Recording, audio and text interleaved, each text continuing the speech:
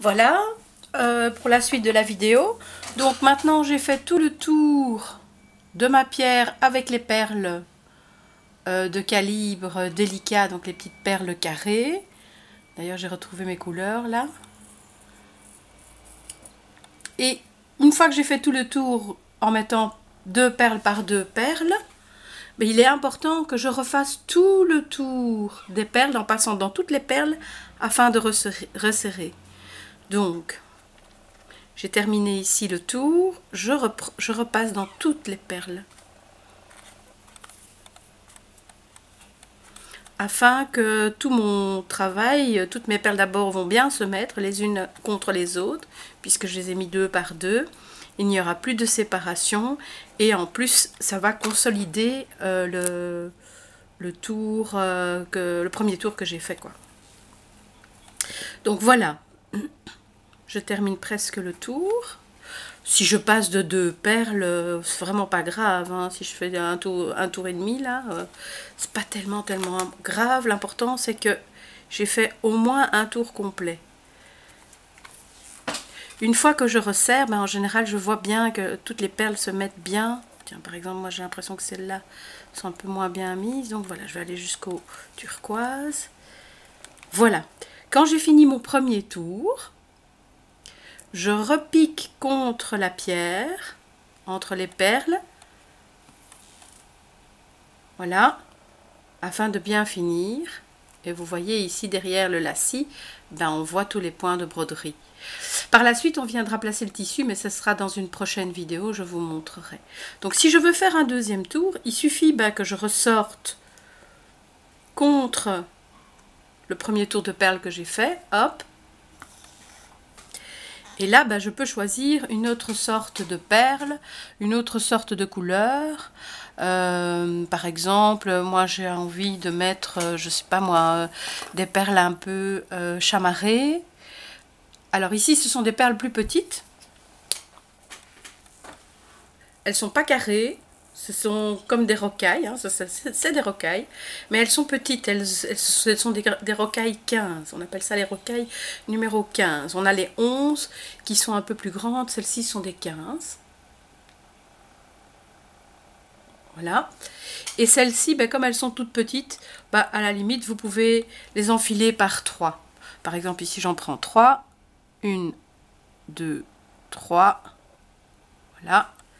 Je refais la même chose que j'ai fait au premier tour, sauf qu'ici, je vais bien aller les coller contre le premier tour de perles que j'ai fait.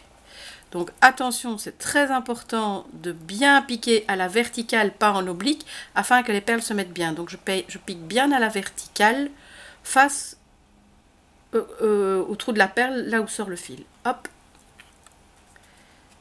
Pas emmêler mon fil, ça c'est important. Je reviens piquer en arrière pour repasser dans les 3 perles. Hop.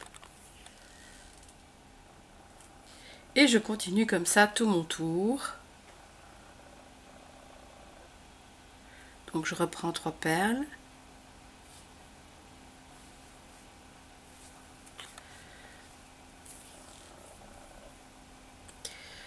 Voilà, je repique face au trou de la perle, bien contre le premier tour de perle que j'ai mis.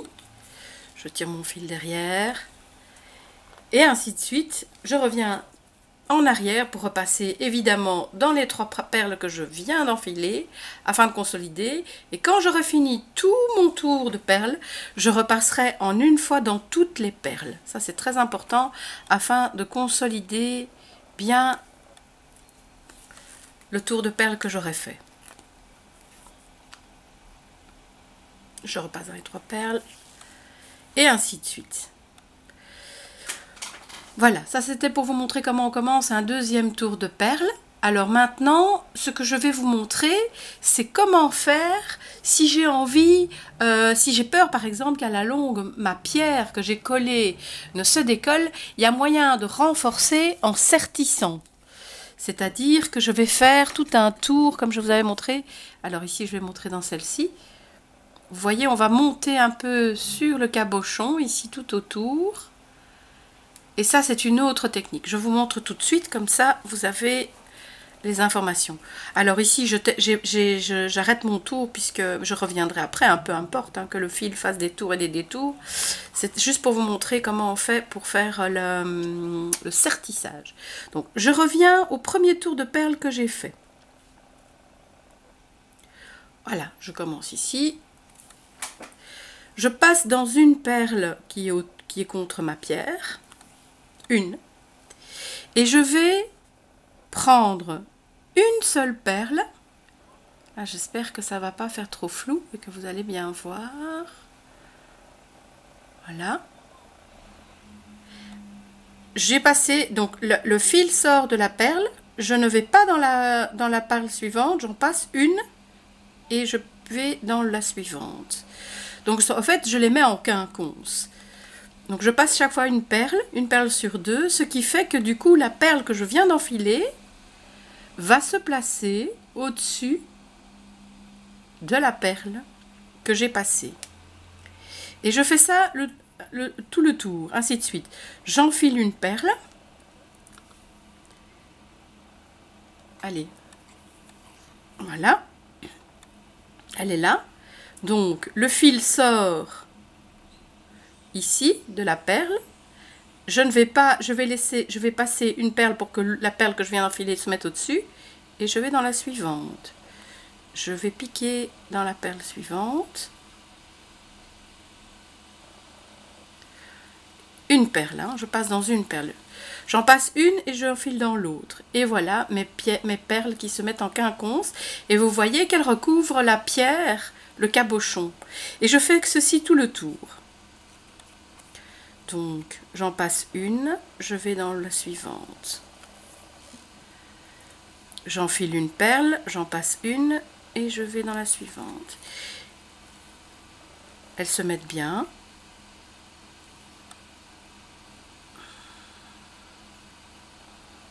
Et je fais tout le tour.